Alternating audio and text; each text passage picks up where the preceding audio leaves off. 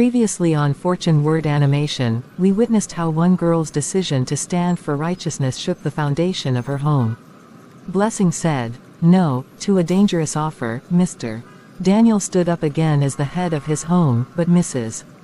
Grace. She walked away from prayer, and deeper into compromise. Now, in part 2, the tension deepens. The man returns with another offer. Grace begins to rely on him more. And Blessing faces greater rejection, not just from strangers, but from her own mother. Will Mr. Daniel be able to restore order with love and truth? Will Grace ever see the trap she's walking into? And will Blessing continue to stand when standing gets lonelier? Welcome to part 2 of our ongoing series, When Conviction Feeds the Spirit but Starves the Flesh. A story of spiritual battle, family, and the fight to remain pure in a world full of pressure. This is Fortune Word Animation, where every story speaks life. Sit back, and let the journey continue. Grace, we need to talk. Blessing told me everything. About the man who came to the shop. About the money. About how you treated her after she refused it. I've kept quiet long enough. This can't continue. What message are we sending our child? That refusing ungodly help is a sin? That starvation is a punishment for purity? I'm asking you, woman to man, mother to father, where are we going with this? It's not just about food. It's about our family's foundation. We are slowly cracking it, one compromise at a time. I lost my job, yes, but did we lose our values too? Daniel, let me be honest with you. I'm tired of this faith talk that leads nowhere. I've fasted, I've prayed, I've cried, and what did we gain? Empty pots and hungry children. Do you want to pray while we starve? That man, call him whatever you want, has been helping. And all I asked was for Blessing to be wise. Take the money, thank him, and let peace reign. I never said she should sleep with him. I just said she should be sensible. Don't stand there pretending to be the righteous voice when I've been the one carrying this house on my back while you sat in silence. If someone wants to help, let him help. Grace, do you hear yourself? You're asking your daughter to sell her boundaries one compliment at a time. That's how it begins. Today, it's just accepting money. Tomorrow, what happens when he asks for her company in return? You're thinking of survival, I get that. But what profit is there if we feed our children and lose their future? Have you forgotten Proverbs 11:1? A false balance is abomination to the Lord. We cannot build our survival on secrets and shame. God is not a liar. He is still Jehovah Jireh. I may not have brought home salary in months, but I'd rather have an empty table and a clean name than a full pot cooked with compromise. Then you can enjoy your clean name while we waste away in hunger. Keep quoting scriptures while reality knocks at the door. Faith is good, Daniel, but it doesn't pay NEPA bills. It doesn't buy rice or medication. Wake up. I will not sit back and watch help walk out the door because our daughter is being overly spiritual. I trained her well, yes, but let her learn that this life is not always black and white. Sometimes you bend to survive. You say you're the head of this house. Then lead us to food, not lectures. Until then, I will continue to accept help where I find it. You can pray if you like. I'm done. So you want me to bend? To tell our daughter to do the same? You want me to sit back while a strange man drops money on our table like he owns us? Is that what we've become? A house of silent begging? Don't forget Psalm 37:25. I've been young, and now am old. Yet have I not seen the righteous forsaken, nor his seed begging bread. Blessing did what we should have done. She stood where we were supposed to stand. Grace, this is deeper than money. It's about our covenant with God. If we break that, we will feed our stomachs but starve our spirits. Is that worth it? Don't twist scripture to guilt me, Daniel. When those children are coughing at night and I have no money for drugs, you're not the one pacing the room. You don't know what I carry, what I hide, what I sacrifice. I didn't sell my body. I didn't sell Blessing. I only asked her to accept money. She didn't have to like it. She just had to be smart. But she chose pride over peace. And now you support her rebellion. If this family collapses, remember, it was your so-called integrity that let it fall. You can pray in this room all night, but tomorrow, we will still need money. And if that man brings it, I will take it. Then we are no longer walking the same path, Grace. Because I will not lead a family that honors money more than the voice of God. I will not watch our daughter sacrifice her conscience just so we can eat today and die tomorrow. Ecclesiastes 7:7 says, "Surely oppression maketh the wise man mad, and a gift destroyeth the heart." That man's gift is destroying the heart of this family. And if we don't stop now, we will lose more than hunger could ever take from us. If you will not pray with me, then let me pray for you. But I beg you, don't teach our daughter to survive at the cost of her soul. Let her hunger with dignity rather than feast in defilement. Then you can go ahead and pray. Pray until the roof leaks. Pray until you find another job. Pray while I do what I must to keep this family breathing. Because someone has to face reality. If you and Blessing want to keep pretending, go ahead. But don't expect me to sit in silence and starve while you wait for manna from heaven. I will do what must be done, with or without your permission. Let this be clear, Daniel, I am not the enemy. I am just a mother trying to survive. And if I have to carry this home alone, I will. But don't judge me for doing what you're too broken to do. Wait. Is that Akenna Joseph?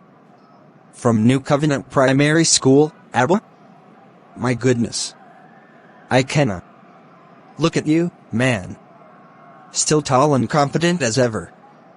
I would never have guessed you were the one behind all this development. It's been decades, my brother. It's good to see someone from our past doing so well. Really good. Daniel Ekbo? Now this isn't divine sight. I thought I recognized your face but wasn't sure. Wow, God is really full of surprises. Yes, I'm putting up a few buildings in the area, small housing projects.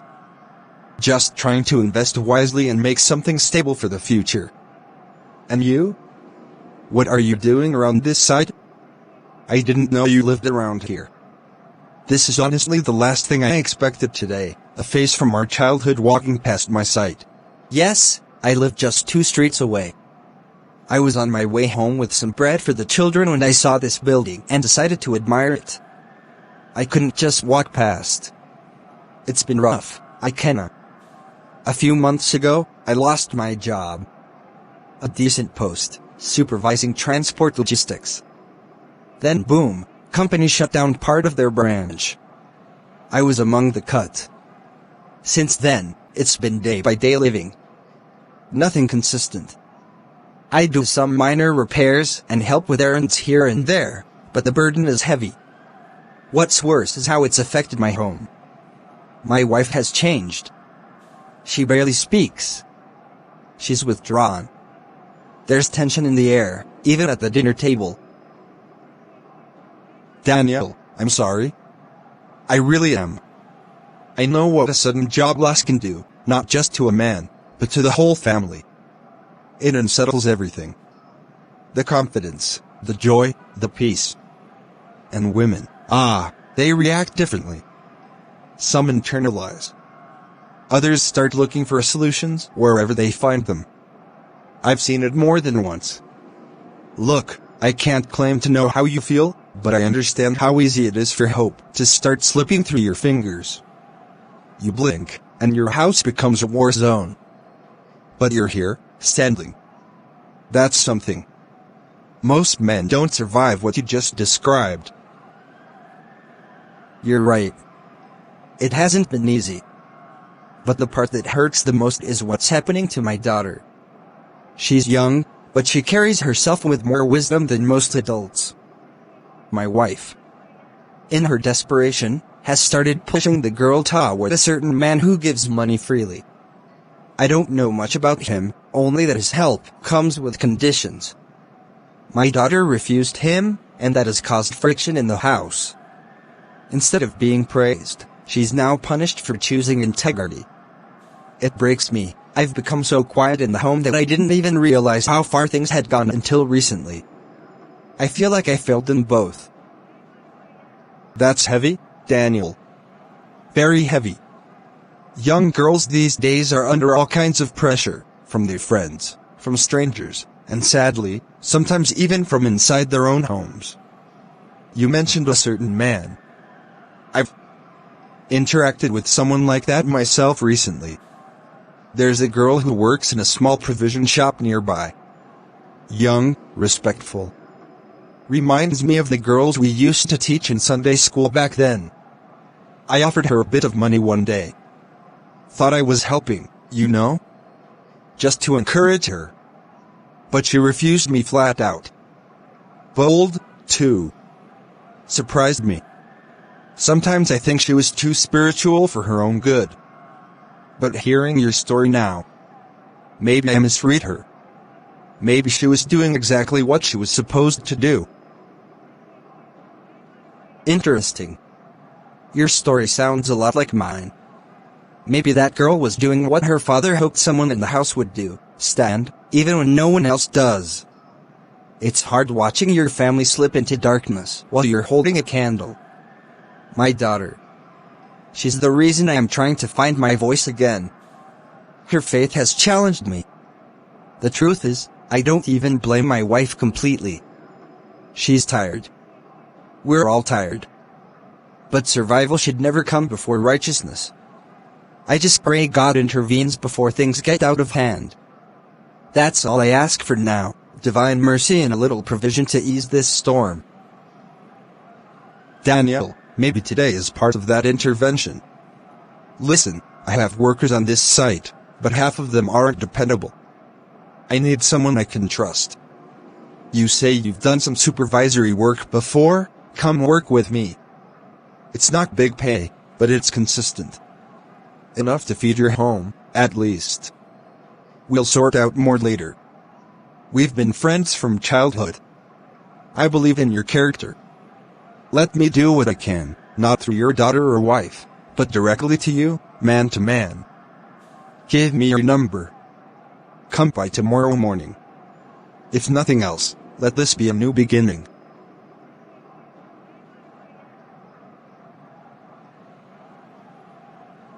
Akenna. Thank you. Truly. You don't even know how much this means. For once, I don't have to feel like I'm borrowing from shame or eating from manipulation. This is honest. Clean. And it gives me a way to stand again as a father. I'll be there tomorrow, early. I'm ready to work with my hands and rebuild what I lost. It may take time, but I want to earn back the respect of my home, not buy it through silent compromise. Today may seem ordinary, but I believe this meeting was God's hand reaching out. I will not waste it.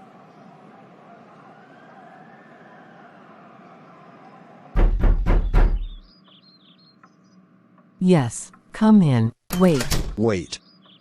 You're the girl from the shop. The one who refused my offer?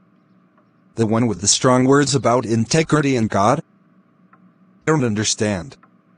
What are you doing here? This is where you live. All this time. I thought you were just a shop assistant. But now I see, you're Daniel's daughter.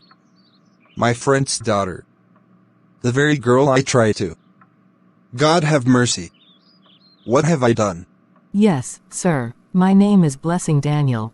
This is my home. The man you spoke with yesterday, he's my father. I didn't know you were his friend either. I only saw a stranger trying to help with the wrong motive. I didn't mean to embarrass or dishonor you, but I also didn't want to dishonor God. I've seen what happens when people start small with compromise, it grows quickly.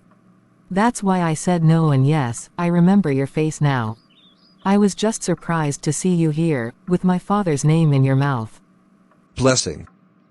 I'm ashamed. Deeply ashamed. I thought I was just being kind, helpful even. But the truth is, I came with pride. With power. Expecting admiration, not resistance. Your refusal challenged me. It forced me to look at my own motives. And now to realize you're my friend's daughter? It cuts deeper than any sermon could.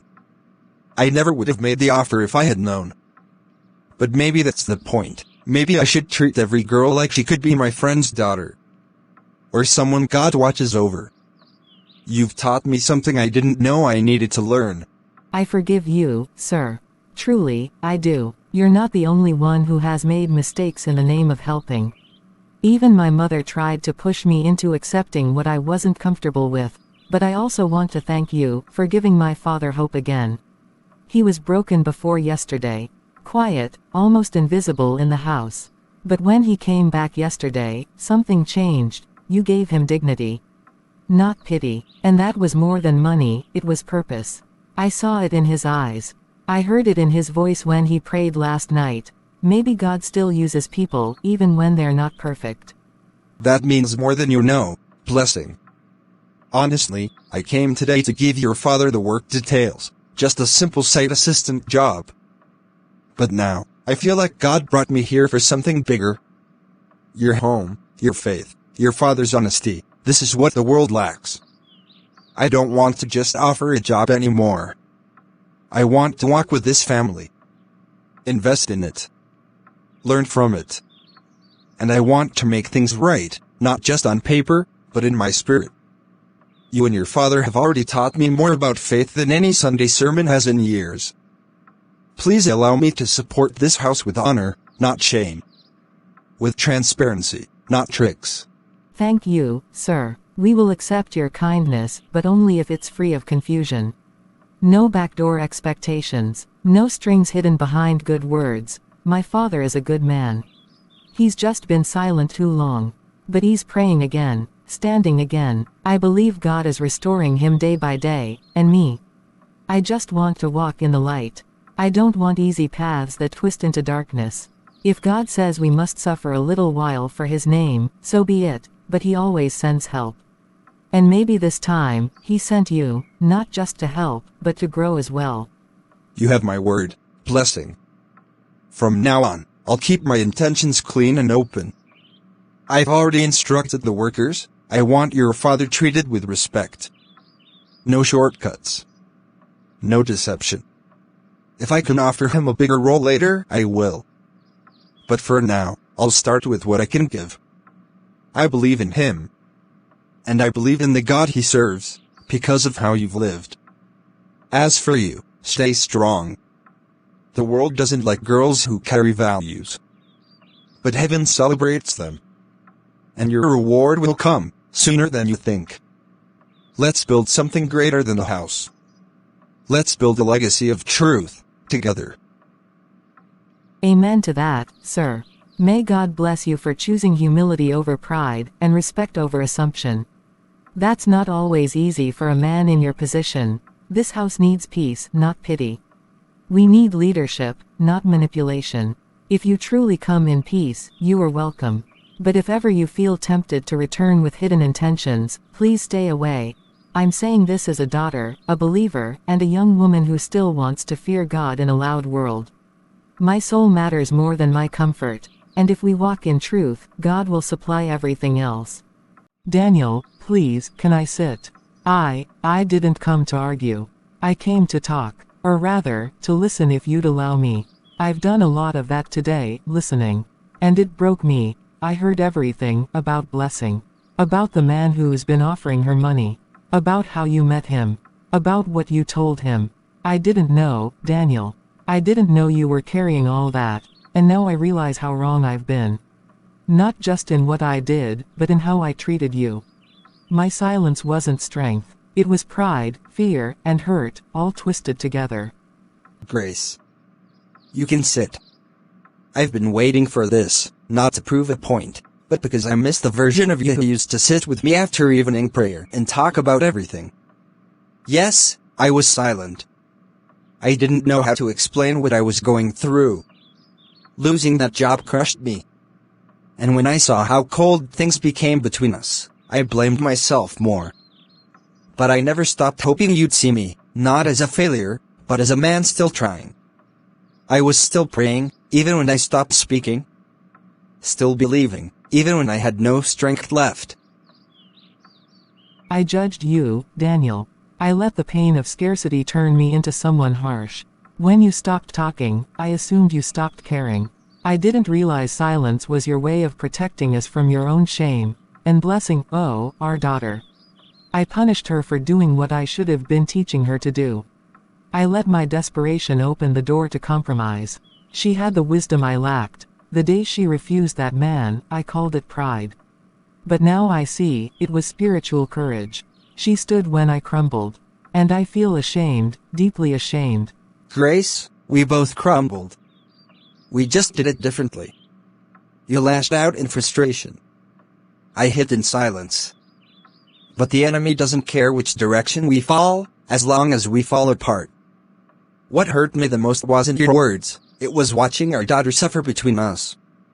She tried to be the bridge in a house where the foundation was shaking. But God is merciful. He sent Akenna, not just to offer me work, but to remind me that he still sees me. And now, through this, he's reaching for you too. When I heard that Akenna was your childhood friend, that the girl he once approached was your own daughter, I felt something pierce my heart. Like God exposing everything I tried to hide under, survival. And still, you didn't attack me. You didn't throw words in my face or shame me in front of the children. You just stayed steady, even when you had every reason to shout. That, Daniel, is the man I married. The man who led our family in prayer before the storm came. I see him again now. And I want to stand beside him, not against him. Grace, when Akenna offered me the job, I saw it as more than provision. It was God saying, get up again. And now you're here, offering your heart back. That's the real restoration. You don't have to be perfect. You just have to be willing. Willing to walk back to the altar. Willing to pray again. Willing to let go of bitterness, and pick up trust. I never stopped loving you.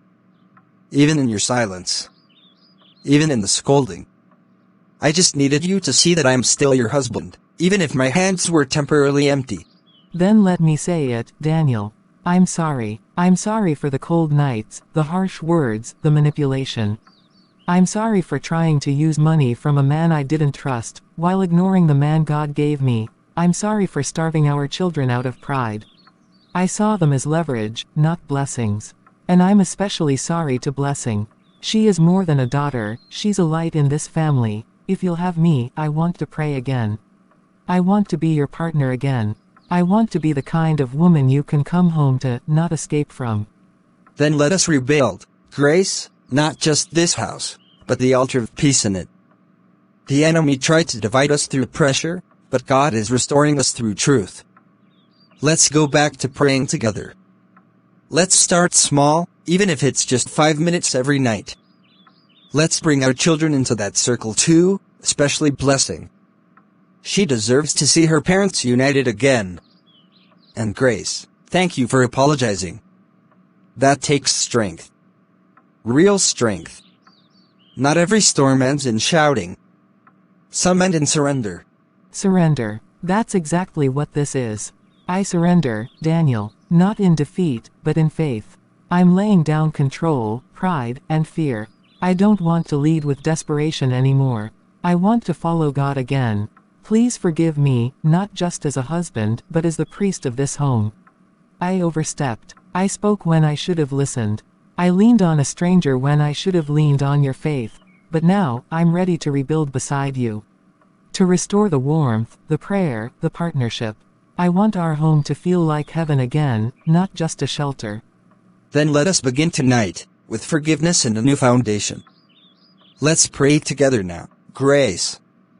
Right here, before we sleep. No ceremony. Just honesty before God.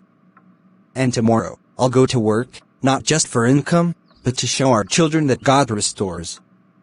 You can prepare food again, not out of duty, but joy. And we'll walk hand in hand, maybe limping a little, but together. Because grace doesn't erase our wounds, it heals them while they're still visible. And through them, our testimony will rise.